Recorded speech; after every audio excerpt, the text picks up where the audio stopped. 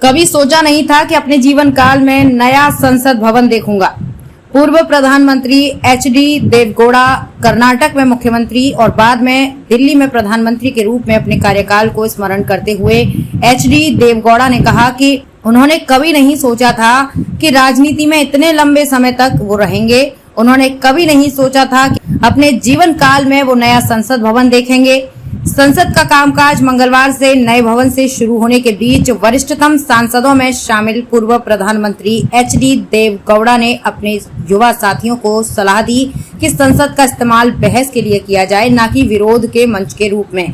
साथ ही उन्होंने युवा साथियों से पूरी तैयारी के साथ सदन में सारगर्भित चर्चा के लिए आने को कहा। जनता दल सेक्युलर जेडीएस के शीर्ष नेता 90 वर्षीय देवगौड़ा ने सुझाव दिया कि बड़े राष्ट्रीय राजनीतिक दलों को राष्ट्र एवं उसके लोकतंत्र के तौर पर भारत की प्रगति में छोटे क्षेत्रीय दलों तथा निर्दलीय सदस्यों के योगदान को स्वीकार करना चाहिए। उन्होंने कहा कि संसद को कभी भी गरीबों, किसानों, दबे कुचले वर्गों, अल्पसंख्यकों आदि को नहीं भूलना चाहिए और उम्मीद जताई कि नई संसद का 90% समय उनकी जरूरतों एवं उनके विकास के विषय पर चर्चा में बीतेगा। कर्नाटक से राज्यसभा सदस्य देवगौड़ा ने एक बयान में कहा, आज हम पुराने संसद भवन से नए संसद भवन में चले गए हैं। नए भवन में हम पुराने भवन की ढेर सारी यादें ले जा रहे हैं। अपने महान लोकतंत्र की भावना भी नए भवन में ले जा रहे हैं।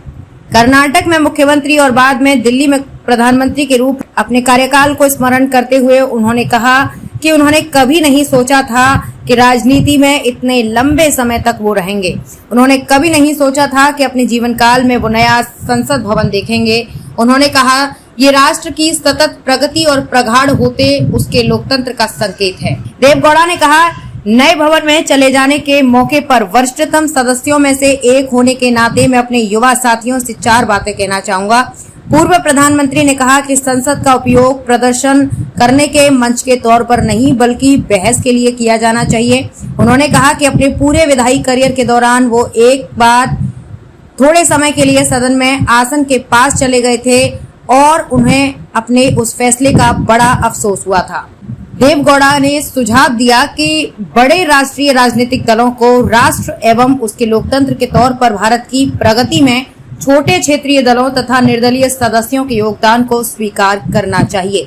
उन्होंने कहा कि संसद को कभी भी गरीबों, किसानों, दबे कुचले वर्गों, अल्पसंख्यकों आदि को नहीं भूलना चाहिए और उम्मीद जताई कि नई संसद का 90% समय उनकी जरूरतों एवं उनके विकास के विषय पर चर्चा में बीतेगा। ब्यूरो रिपोर्ट, अतुल्य लोकतंत्र।